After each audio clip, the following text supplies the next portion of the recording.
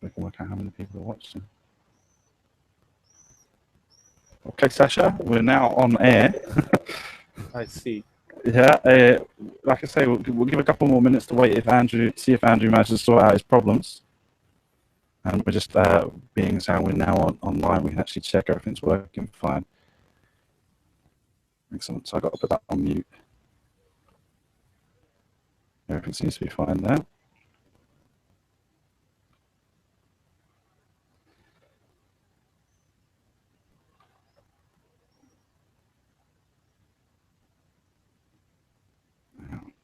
Sending me a message.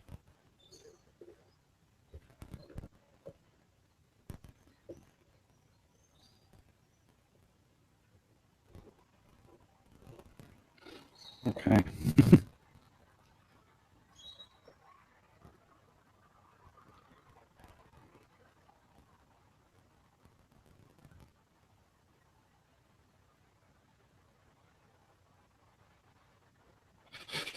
So just in case, we've got 8 people watching us already. We've gone live more or less because we didn't want people to be sitting there waiting and watching, trying to work out what was happening. So we've gone live. At the moment, we're supposed to be joined this afternoon by Andrew Patterson of the champion from Yavin, which seems to be having some problems with his setup at the moment. When he was connected a few minutes ago, he could not hear us. We could hear him, but he could not hear us. So he's having a fidget around with his settings to see if he can work that out. Meanwhile, allow me to introduce you all to Sasha. Sasha Gluck, is that how you say it? Glitch, sorry. I got mixed up with the other one. Sasha Glitch. You won the Copenhagen Naboo Open, correct? Yes. You were flying some sort of a power bases setup, if I remember correctly. I play Whisper and a Decimator with the Emperor. Ah, right. I like a completely different one. That's right. The Naboo Open was quite varied in its list setups. How did you find the Open tournament? Very special, and you met many people from other countries, so it was very exciting for me. Yeah. I get to France at beginning of May and Copenhagen, so met very many people from France, Spain, England, Denmark, and so on. Okay, excellent. So you went to France Open, the Copenhagen Open, Naboo, Jakku, Naboo, and you went to the German one as well, I suppose. I can't play at the German one. Oh, you couldn't play? No time. All right. Well, I mean, 2 out of 8 isn't bad for anyone, by anyone's standards. So obviously what most of us have seen is your final match was against Karol from Poland. Yes. He was playing. I can't remember. Could you remember what he was playing? He plays Carnor with pilots skill with rockets and pulp shuttle. Okay. I'm just trying to help Andrew with his problems at the moment.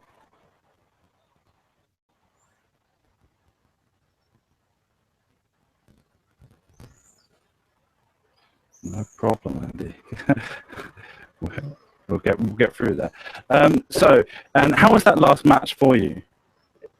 I played against him in the Swiss rounds before, so I know what to do against him. Okay, I can see you guys now.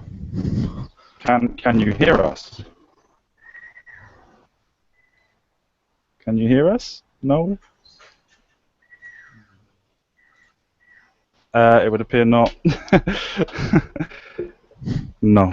He can't hear us. Gotcha. I can hear you. Well, All hey. right. Wicked. Yeah. Okay, wicked. So we were just talking to Sasha there. Sorry, been a bit distracted.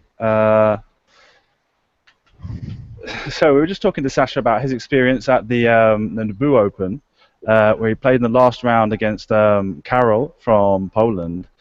Andrew, a lot of your teammates went over to the Naboo Open, correct? I think there were 4 of them, yeah. I think Sasha played quite a few of them, at least one of them. Yes. Against So- Jasper in the Swiss rounds. Was a very hard match. I lost because I make a mistake with my Whisper.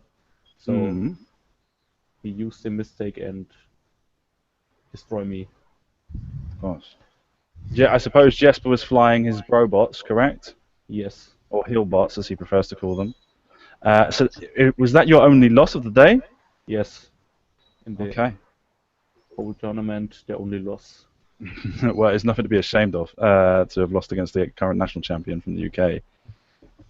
Yes. So tell us a bit, Sasha, about yourself. Okay, how did you get into X-Wing?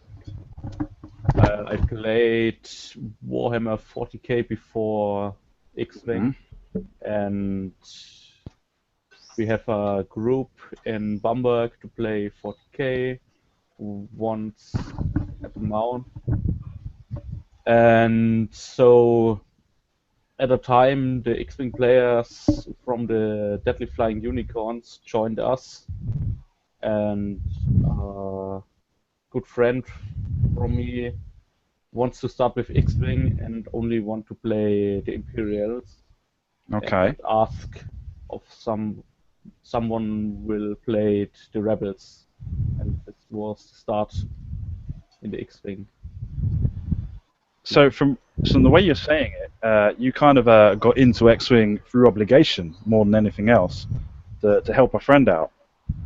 Yes. And so at what point did you find out that it was something that was really interesting for you in that way? I played against Farlander from the current team I'm joining, and he plays a swarm of TIE fighters against me, and I have no chance. So I want to try to kill the swarm and searching for lists and squads, and I see it's easy to learn and hard to master, and that was interesting for me. That Wait, the player. were you particularly competitive at 40k as well? What? I don't understand. I'm sorry. When you played 40k, okay, the Warhammer 40,000, were you particularly competitive at that as well? No, No. I don't. At the time I began with X-Wing, I don't think that I fly over the world and play tournaments as the type is. Okay. So give us a rough idea. So how long have you been playing X-Wing then?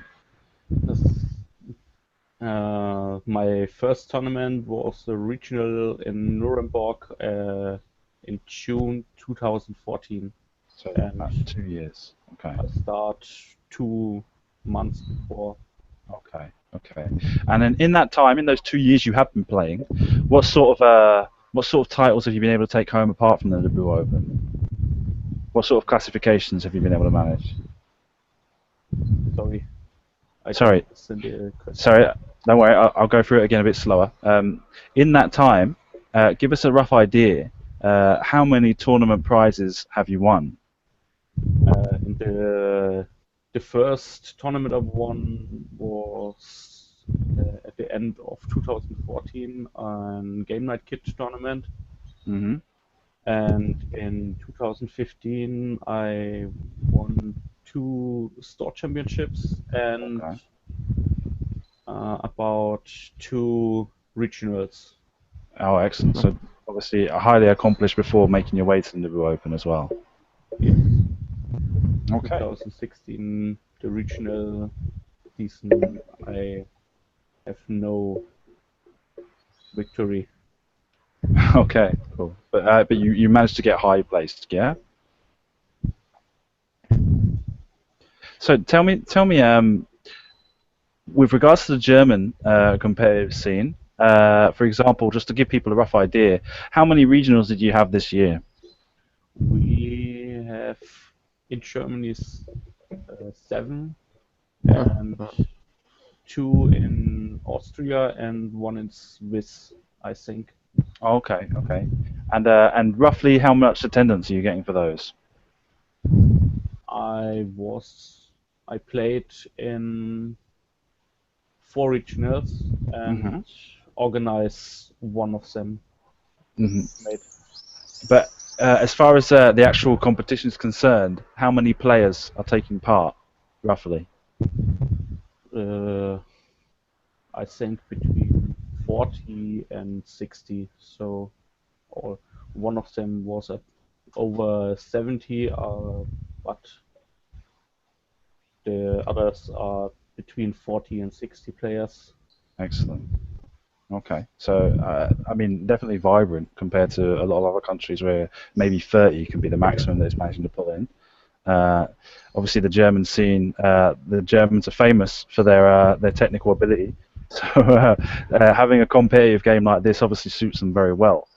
In your case, when you've said to us that you got into the game more than anything due to a friend, uh, does the Star Wars element have anything bring anything to the game for you? Yes, I watched the Star Wars films often, and it was very interesting because I'm a sci-fi fan, and Star Wars is a whole part of my sci-fi experience. Excellent. Okay. Well, then I'm going to move over to Andrew now. Okay. Like I said, Sasha, before, if while we're speaking to Andrew, if you've got any questions, feel free to butt in and let us know. Yeah. Is there anything else you wanted to say just now before just to conclude? No. No? Okay. Thank you very much for your time. Meanwhile, Andrew, we've seen take home the Yavin Open title, which I was broadcasting there for them. So I remember most of that game pretty well. With the famous Patty Swarm. Excellent. Yeah.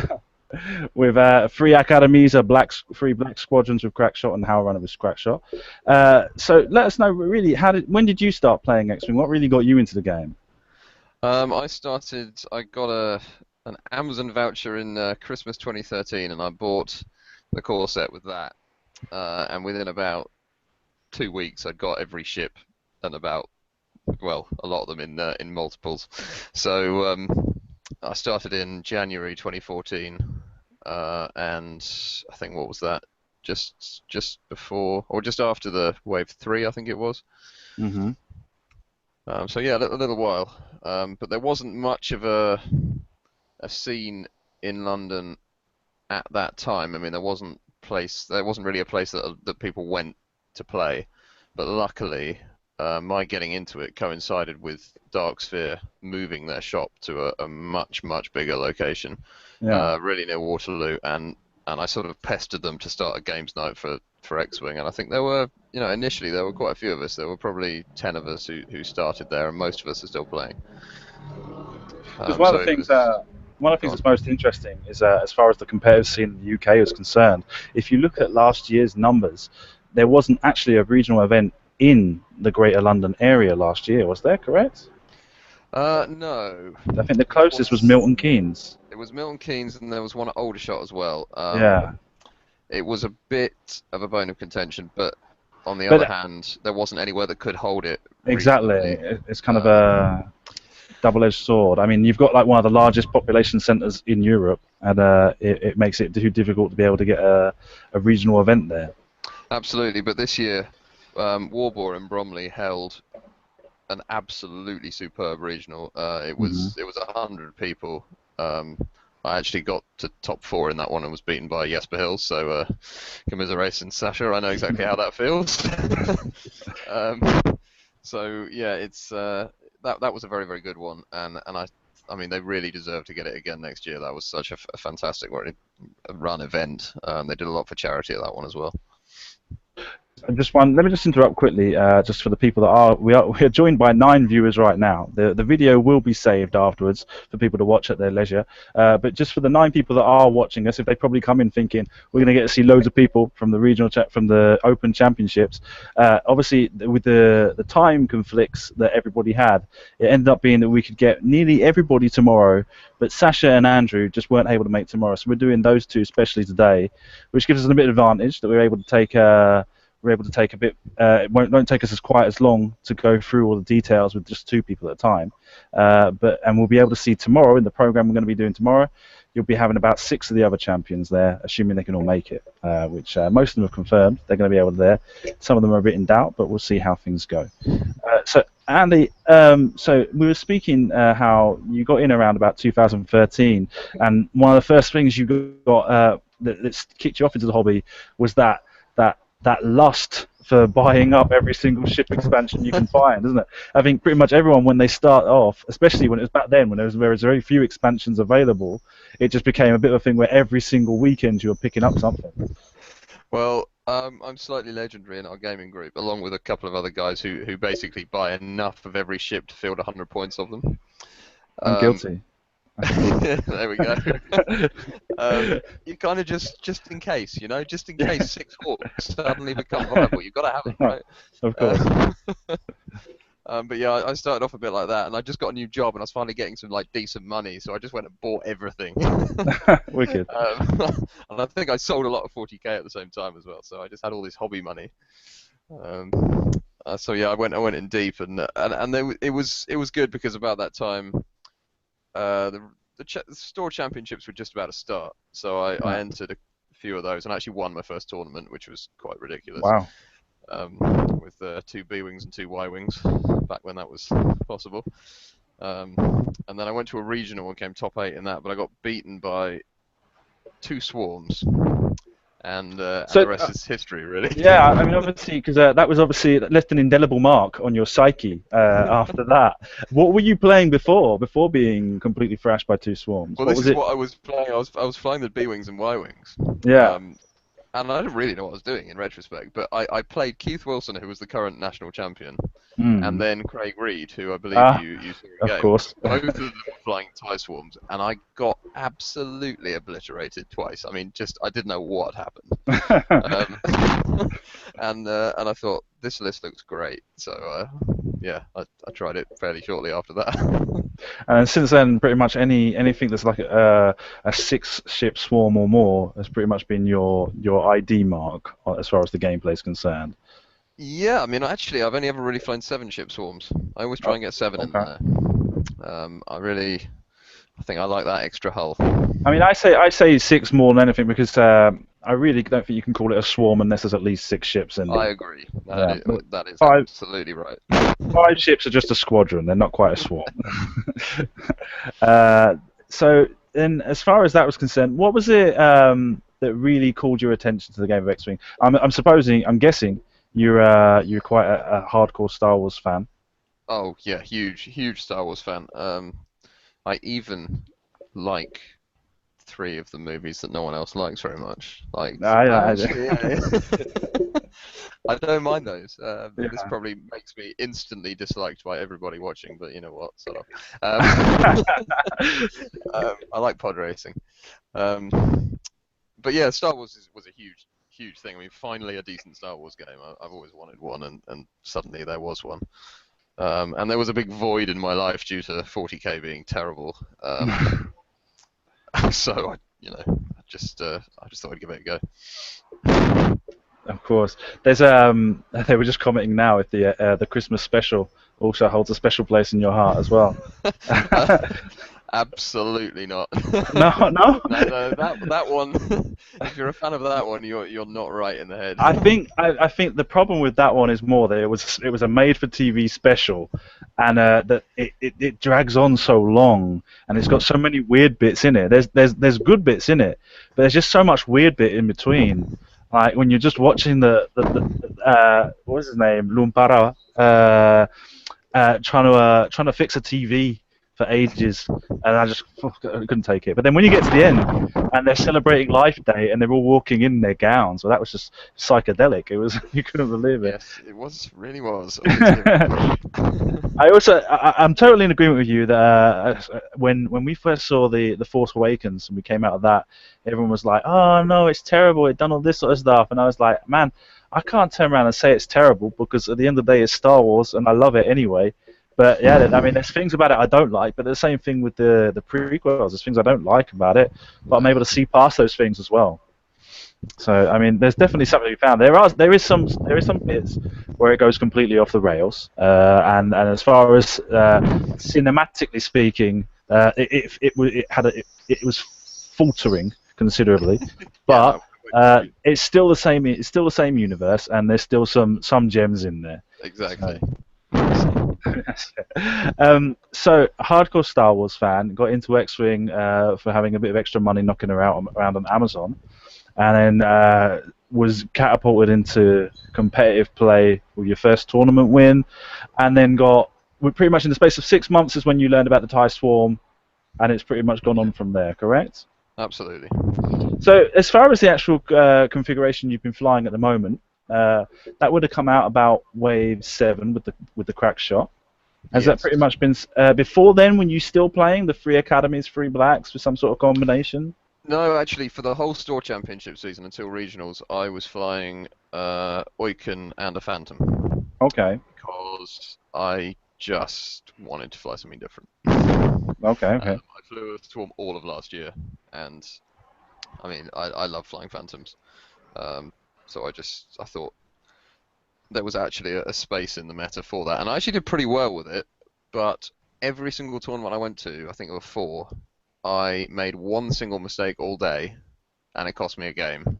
Of course. Because with the Phantom, that happens. Yeah. And I just thought, I'm not good enough to do this. The thing is, with flying a Swarm, everyone says, "Oh, it looks complicated, it looks difficult."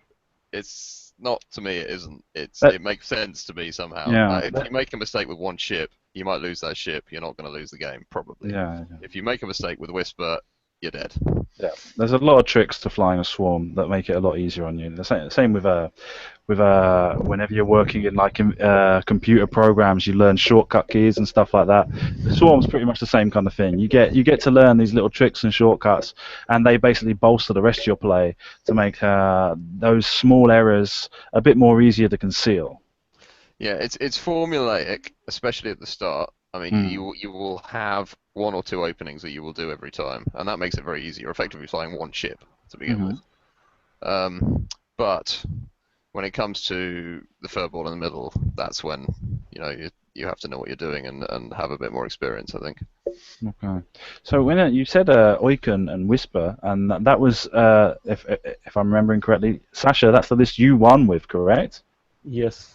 Yeah. Sasha, I didn't quite get the chance to ask you this, but is there, as far as your competitive scene is concerned, is there any particular list you're particularly well known for? No. In each tournament, I play another list, so I won. I don't know if there were in tournaments that I won with the same list as before. See, that's amazing, because I mean, I'm useless. If I pick up a new list, I am so bad at it. I mean, do you get a lot of practice before each tournament, or do you just turn up with a new list and just do well? It's difficult. Some lists I test before, others I drive to the tournament and say, okay, now it's time for this list. Okay. So, but are you faction independent as well, or is there a particular faction you try to stick to? No. No. So you're the completely open. I won with Scums and with the Imperials. Excellent. So he's going to do really well at the Invitational there. We'll get onto that later. We will be speaking about that and try and see how exactly what you guys have been going through as regards to preparations for next week is concerned. not quite sure. So with Andrew, what was it that got you into going to Yavin, and you decided to go back onto or take your crack swarm onto Yavin I flew this list at a at the regional. War Regional? Yeah, that's World correct. You War said on the Regional, podcast. Yeah. and that was a tough day. I won 2 games by 2 points and 1 by 4 points. Mm. So I won a lot of games by the barest of margins that day, but that was the first time I'd flown it, so it was a bit of a period of adjustment. Okay. And then I came up against double IGs, which I basically cannot beat with that list. It's the only thing that is all but impossible. Uh-huh. But that was pretty much it. And then I flew it in the weeks between the regional and Yavin exclusively. So I really kind of nailed it down and knew exactly what I was doing. And you've already said before that your experience at Yavin, you lost to some jump masters in one of the earlier rounds, correct?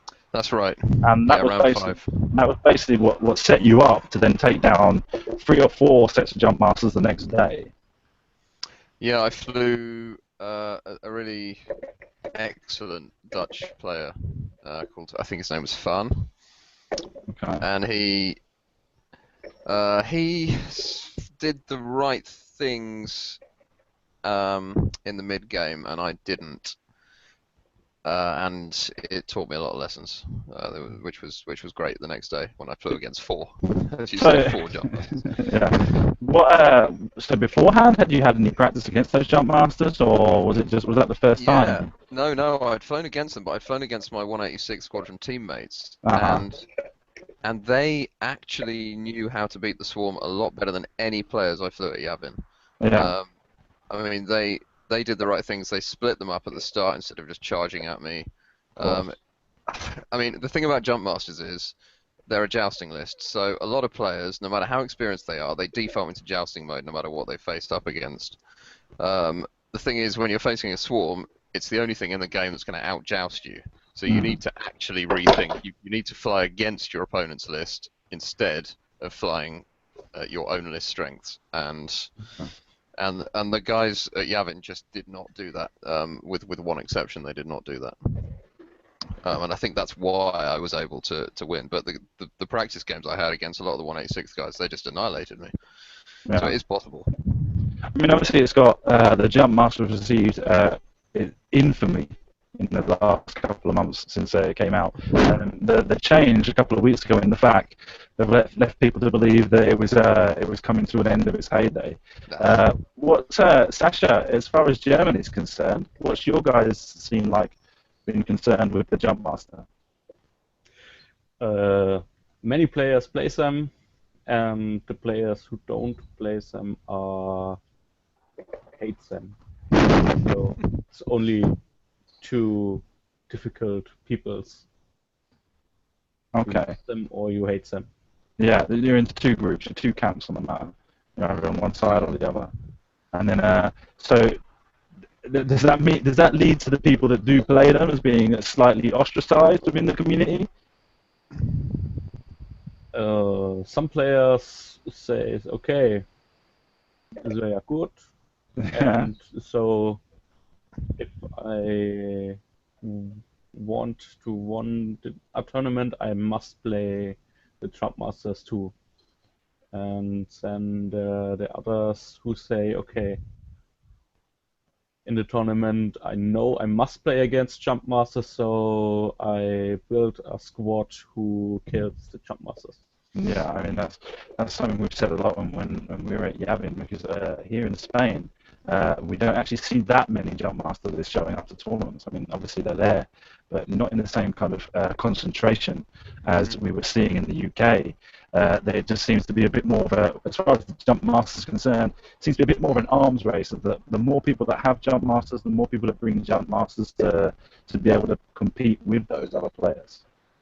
And you know what's interesting about that is that the change to the aggro mechs, everyone went nuts about it, saying it was all, terrible idea, it's ruined the list. Actually, nearly everybody in the UK had already changed to the overclocked mech instead, because they needed the initiative bid against other jump masters. Of course. So actually, we'd already preempted that, and it made virtually no difference here. I went to the regional that weekend in Norwich, and jump masters were already there, all of them using overclocked, and it was fine. There was like no difference. Yeah, no difference whatsoever.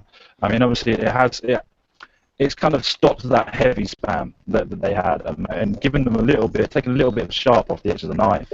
But it's still an aggressive list. And one of the points is that what's more of a shame about it, and we'll come on to this subject later when we talk about what you're all going to be doing for the Coruscant list that you've got prepared, is that the problem with the Scum faction is just that the lists that are viable for them competitively just seem to be some kind of spam or another. The TLT spam from last year, this year's Jumpmaster spam, and the only other one that really works for them is the Probots, which is just basically the same list repeated anyway. So yeah, I mean, Scum small ships are underpowered. I think that's universally accepted. With the exception of the Z95, which you can spam, and I did quite well with the feedback swarm at one point. But yeah, they really are. So you end up running the large ships. But there's Dengaroo around now. There's been party buses all over the place. So there is a bit more going on with Scum now. A little bit more, but it seems to be that which does best for them has always been that kind of repetitive, not repetitive, but the same template repeated and cut and paste, really. Yeah, you're right. It's a shame, and we'll see if the new Concord Protectorate fighter makes any difference as far as that's concerned. And the shadow cost, yeah. Of course.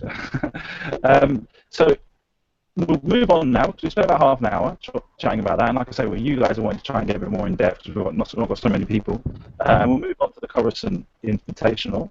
I spoke briefly to Sasha before about his preparations, about what he's been thinking about doing. You're quite unique as far as the 8 competitors are concerned, in that you're actually local to the event. Yes, I am. Although you do know what I'm doing, right? No, I don't. That's why I was getting ready to ask you. It's not very well timed. I initially thought I wasn't going to be able to go. That's correct. Your mother's getting married, surely. My mum's getting married on the Friday evening, so I'm going down up to Cambridge, which is 50, 60 miles north. To that on the Friday. Then I'm coming to the Invitational on the Saturday, but then I have to get back to Cambridge for kind of big wedding party on the Saturday night. So in some ways, I'm kind of hoping I don't make the final, because otherwise I am going to be quite late to that party. But the big part of me is definitely hoping I have to be late to that party. Of course. So let's discuss it. Okay, it's already been said publicly on our podcast. You've all been informed what are the 3 ships you have to use. You're obliged to take the Rebel Hawk, the Star Viper, and the Punisher in your 3 lists, correct? Yeah, that's right.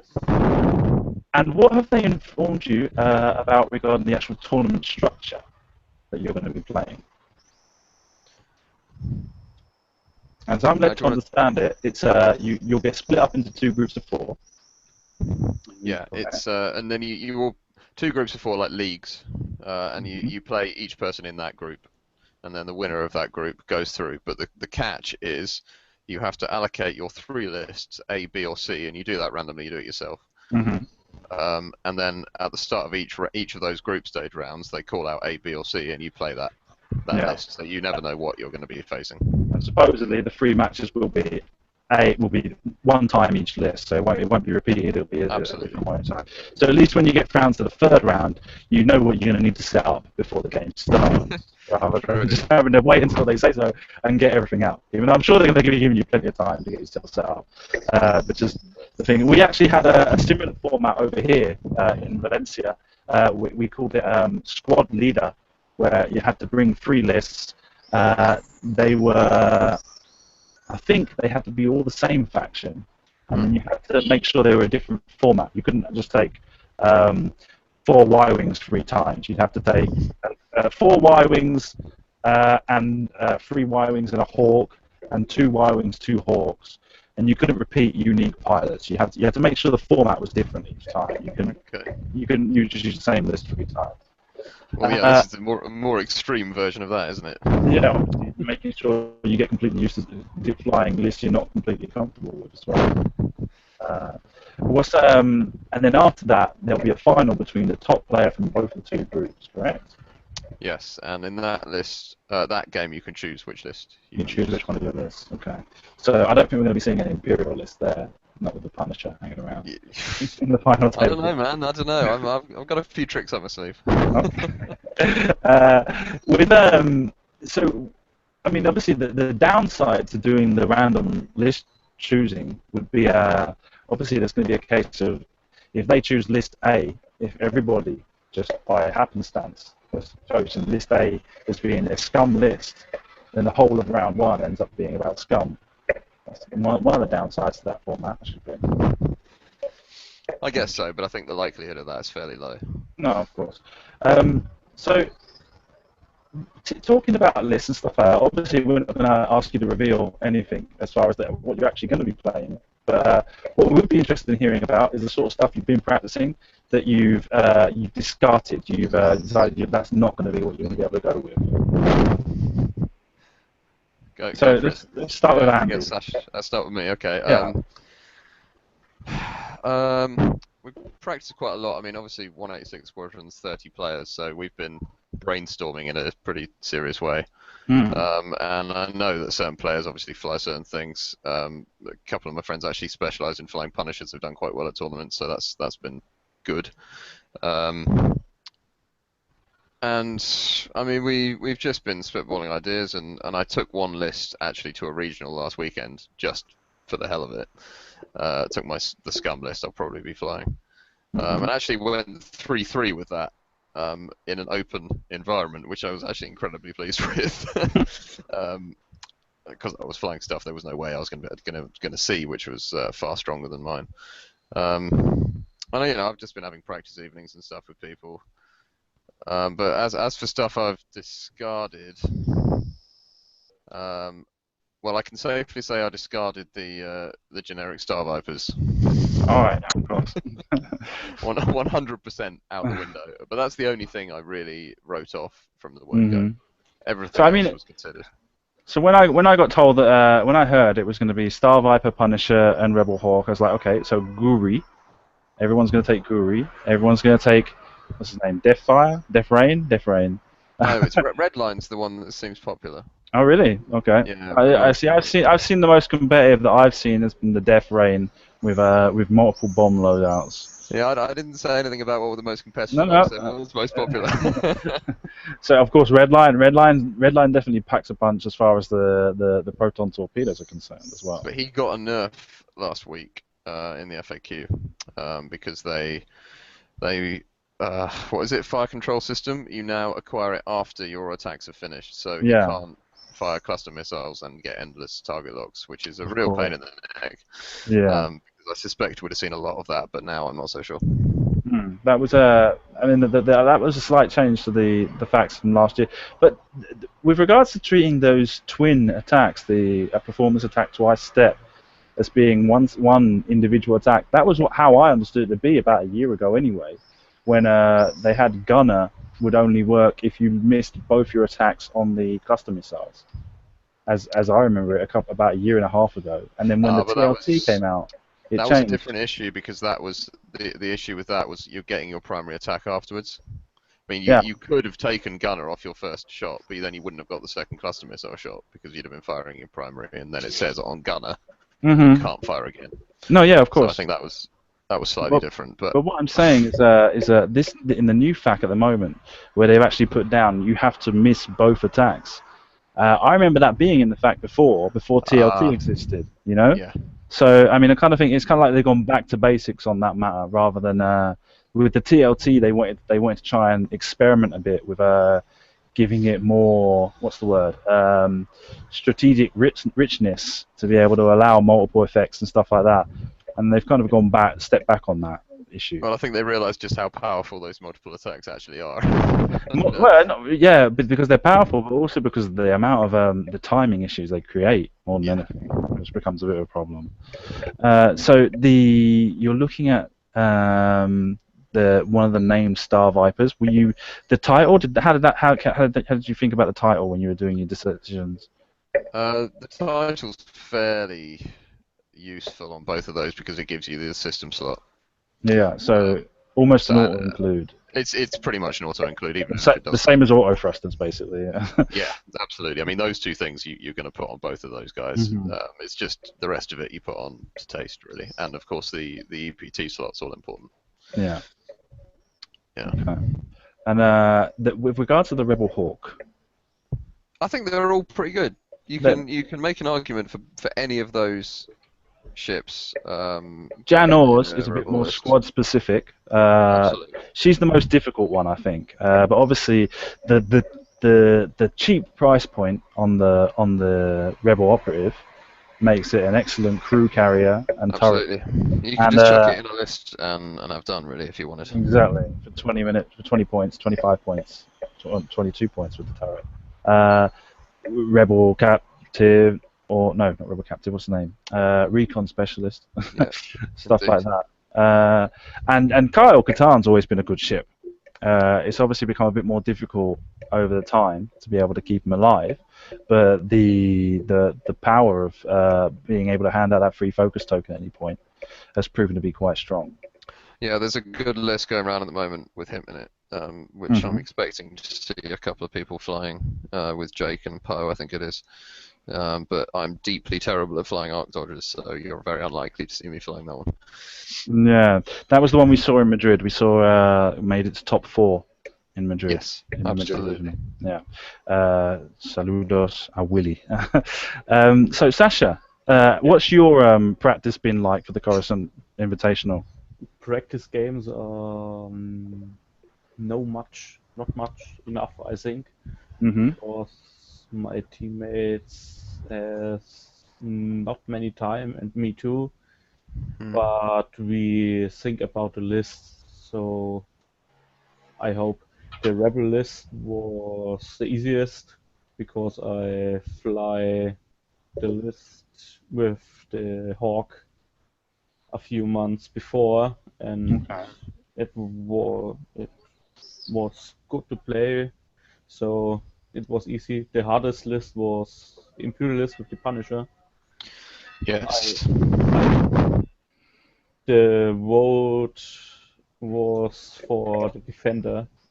It were quite easier to build a squad with the Defender, and now with the Punisher you have to choose 2 ships or 1 who flies with the Defender, and the Defender you can't play it like a filling ship, like a TIE fighter or like M3A. Yeah. So you must build a list around the Punisher. So, Yeah, that's the problem I've had as well. It's exactly that.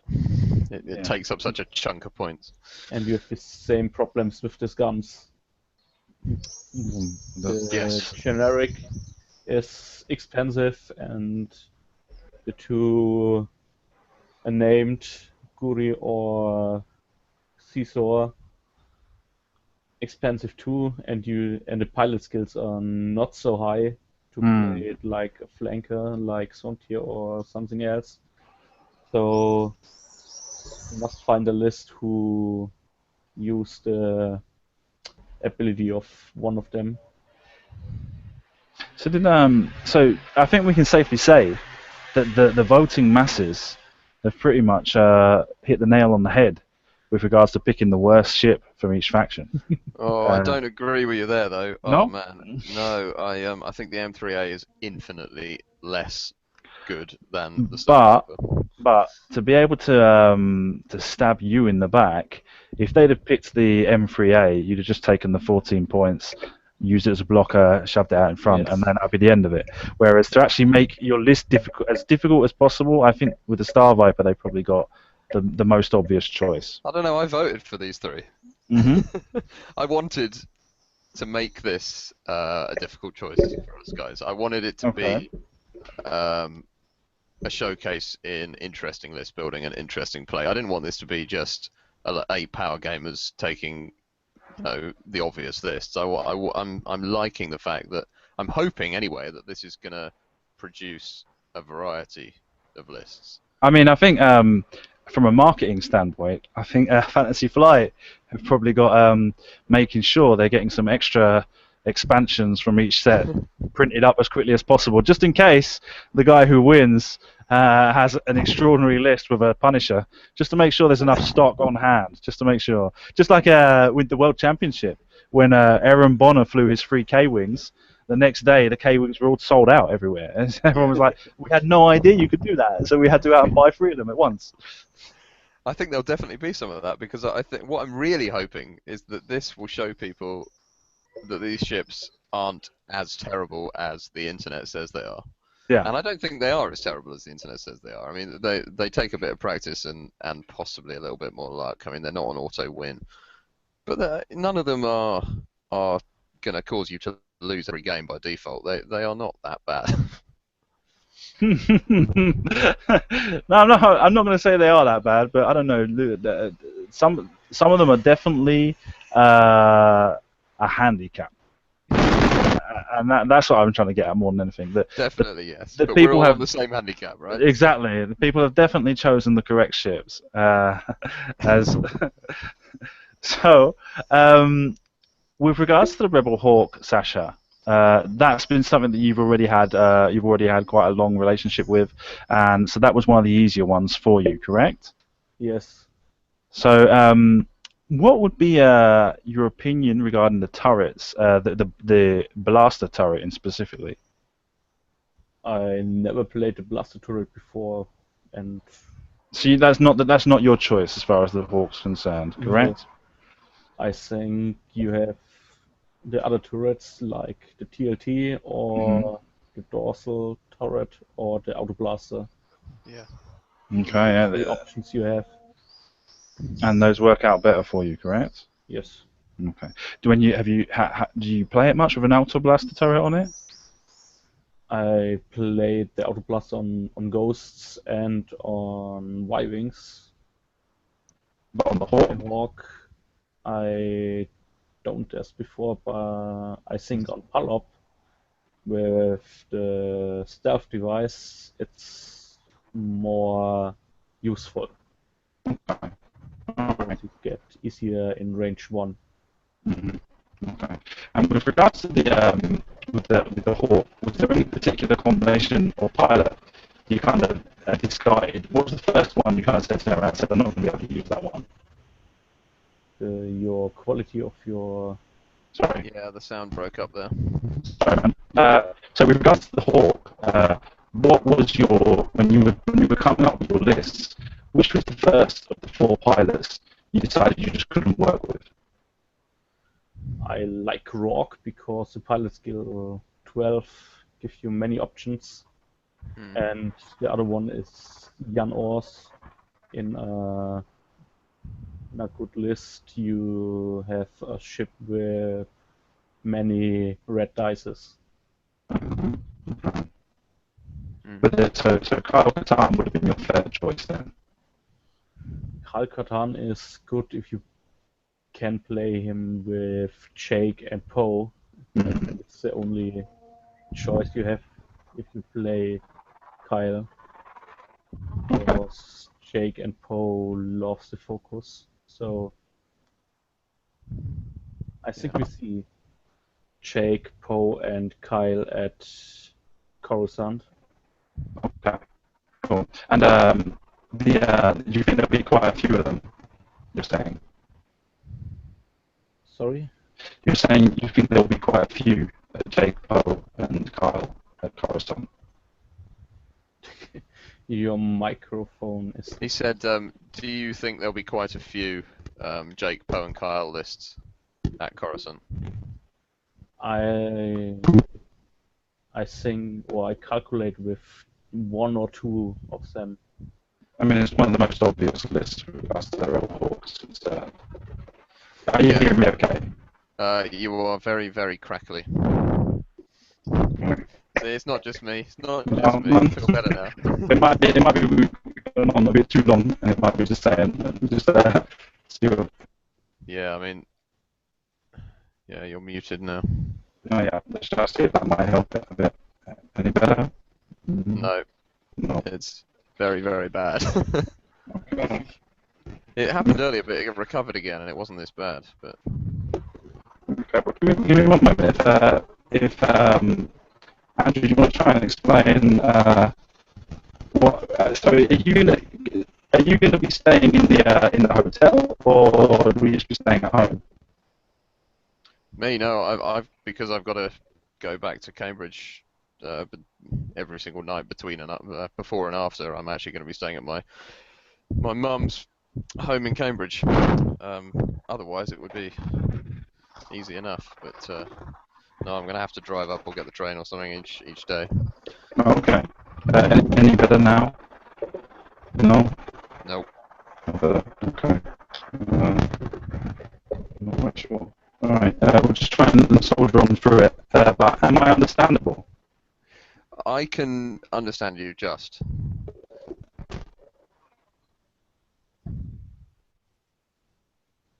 I don't know about Sasha. I mean, it probably finds it slightly more difficult.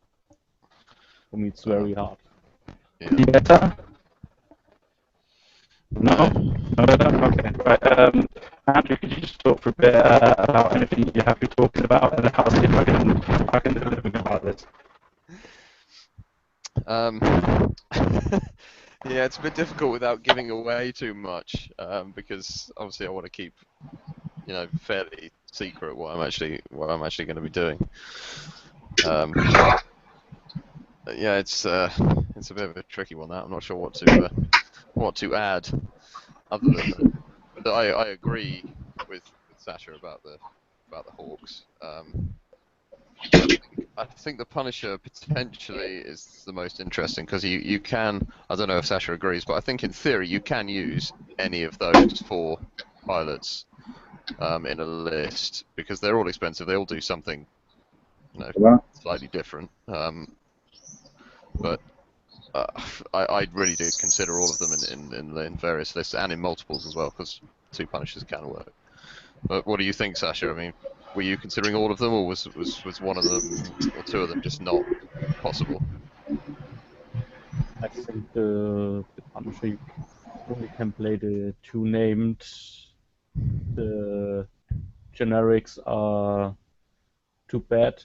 You can't play them with torpedoes or rockets, and with bombs it's hard. So Death Rain is a good if you want to play with bombs, and Red Line if you like to play torpedoes.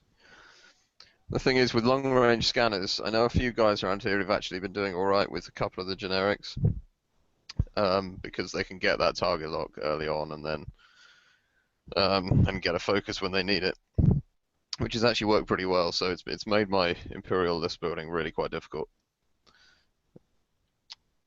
With the long-range scanners, you get the target lock very easy, but if you can use it only for 1 torpedo, so if you want to play 2 or more, it's a way. Yeah, I mean, I'm not. I mean, I don't know if we will see any, but I certainly didn't immediately say that they were not the one I wanted to use. Unlike with the Star Vipers, where it was just like, no, no chance. But I think with the Star Vipers, there's a couple of cool things you can do with Guri. Obviously, she's actually probably one of the best, but you can also run Zizor with a load of Z95s or something like that. I've seen a few people do that in the past. But I don't know. One thing I was actually wanting to mention, I mean, poor Simon's having problems, so I might as well talk about it now. It's kind of strange trying to let go of the meta that's currently around the world and actually think about this as its own little meta. I mean, it's really it's been an exercise in forgetting the jump master threat, forgetting PAL paces. You know, this stuff you're not going to see it. It's not possible. So you've got to build your lists with this completely different meta in mind, and it's been really good fun. I don't know about you, but I found it quite good fun. Yes, this is very good and not the same at the normal tournament. So you have to use some ships like me. I never played before the Punisher or the Star Viper, so I think it's a lot of fun to play with them now. Yeah, it has been fun because I've been playing the same stuff for ages, and there's some things that you kind of buy and you think, oh, this could be cool, and then it turns out not to be that good. This has actually given me a chance to fly all these cool ships, which I've just not flown otherwise. Yes. So. That's actually. Can you hear me right now? Yay, that's better. Yeah, it's because I'm using the webcam microphone, which I kind of wanted to avoid because you get a lot of the noise from the traffic from the street. But it's the best option I've got right now. One of the things they were asking in the chat is whether or not it's just being forcing you into this corner, whether or not it's something that you all are finding yourselves comfortable with, or if it's proving to be something that you're forcing yourselves to adapt to. Well, it sounds like Sasha's quite comfortable with it since he flies everything. But in your case, I'm guessing not. As I've already spoken a couple of times about how you can see in your video exactly the little the attention to detail you have, that you have to make yourself feel comfortable when you're playing. The cards have to be just right. You're very meticulous in your detail. Yeah, and I'm like that with any list I fly. It's not just the Swarm. No. And I know I found it pretty tough in some cases. I'm traditionally terrible at flying arc dodges, as I said. Okay. You know, I've sort of managed to avoid, with the exception of Whisper. I do all right with Whisper. But yeah, I found it pretty tough, but very enjoyable. They're talking in the chat about the fact that you can hear birds, because there's birds flying yes, around. lovely swallows and swifts. Yeah. Right, well, we're going to leave it there, because like I say, we've pretty much exhausted everything we wanted to say with you guys. Really, the program was to begin with, was going to be about 2 hours long, because we were expecting there to be 8 of you. Obviously, the vast majority are going to be tomorrow evening. So we wanted to get you two in. We didn't want to leave you two out in the cold, as it were. So it's made it a bit easier for us. We've been able to go into a bit of depth. We've been able to be as patient as possible with Sasha as far as communication has been concerned. I'd like to thank you both there. Just quickly going through the chat, the only other thing that they'd mentioned here was nothing. Nick Bond is in the chat, and he'd asked you if you wanted to tell them about the game you played with Nick, Andrew. I'm assuming that was something to do with your training for the event. Yeah, I played him at. Well, I can't really talk about it because that would give the list away. Oh, no, there you go. So there you go, Nick. Yeah, sorry, Nick. I'll talk about it after next weekend quite happily, but yeah, I don't really want to give that list away because it's quite a cool one, I think. Excellent. Well then, I'll say thank you very much, Andrew. Thank you very much, Sasha, for your time and giving us the opportunity to get to know you a little bit better. Are you going to be there, Simon? Are you coming to stream it, or are they doing it someone else? No, let's speak about that a little bit. I was under the impression that Fantasy Flight have are taking over their own streaming equipment to be able to do it. We know they've got a small team inbound to be able to do it. Obviously, a tournament for 8 people, they're not going to need a whole TO team there. With Alex Davey there, they'd have more than enough. And I was under the impression they were sending over their own equipment and it was almost guaranteed to be streamed. Someone mentioned the other day that, of course, StarWars.com has its own stream from the event, but I don't think they're going to be giving full coverage to the tournament. You might get a part of the final, and they might end up speaking to the actual winner, but I don't really think they're going to take time out from the weekend to spend an hour and a half watching a game that maybe the most people won't understand. No, that's a real massive shame. If the final isn't streamed for players everywhere, X-Wing players everywhere, that will be. Like I say, I think it's going to be streamed, but I think it'll be on Fantasy Flight stream, not on the StarWars.com stream. So long as they record it and play it later, I guess. Of course, there's that as well. And it's a shame, as like I say. I mean, like we've already gone through about the fact that these have been some of the most exclusive. This is going to be one of the most exclusive events they've ever done. Which you're talking about. There were only 8 possible ways of getting into it. Each one of those was a competition. It's not quite in the same vein as, for example, the World Championship, where everyone who wins a national goes straight over there. I mean, well, normally the trip's paid for by the local distributor, but they get to go through. The difference there being that you might be coming from a smaller national where you only had to play 4 rounds, whereas other people will be coming from large nationals where they have to play 7 or 8 rounds. So whereas the Opens with their set format have been a lot more specific and exclusive in the way they've set you up.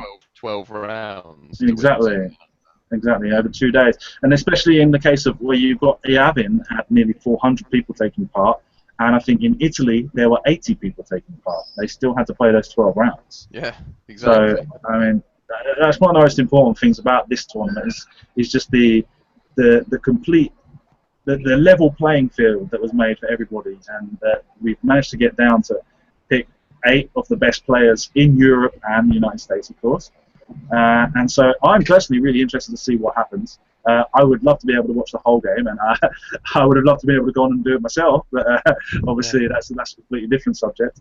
And nothing, like I say, I mean, if you guys, when you get there, if you notice there are cameras set up, be sure to let everyone know exactly how they're going to be able to follow it. Absolutely. All right, well, yeah, thank you for your time, Simon, and Sasha, I will see you on Saturday, unless you fancy coming for our gaming night on Thursday. So otherwise, I'll see you on Saturday. Thursday, I don't know. I think so, because I'm at London at 11 a.m. So I have much time for sightseeing, and so I hope at the evening I can go. Good, excellent. We'll see you then, hopefully then. Thanks. Okay, thank you very much, guys. We'll sign off there. Thank you to the viewers that have been with us. We had 10 viewers live, which, I mean, you can't really expect for much on a Sunday afternoon, but we'll see if tomorrow's more. But even so, the video will be saved and will still be there for anybody to watch whenever they feel like it. And the same thing will be said for tomorrow's show. Okay, so we're going to sign off there. Thank you very much to everyone who's joined us, and we'll see you again tomorrow, hopefully. And now, thanks a lot. Bye, everybody. Thank you. Goodbye.